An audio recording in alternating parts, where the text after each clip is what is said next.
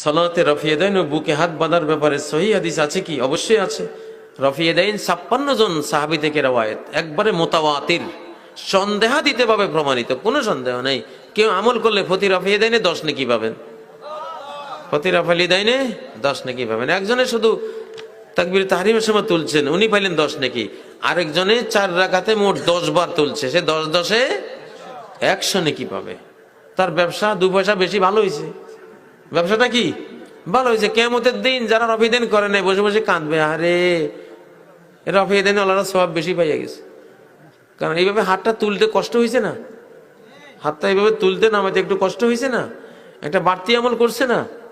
তাহলে যদি প্রতি 4 রাকাতে 100 নেকি বাড়ে, আল্লাহু আকবার, তাহলে প্রতি 4 রাকাতে 100 নেকি, 8 টাকাতে কত? 200 নেকি, 10 টাকাতে কত নেকি?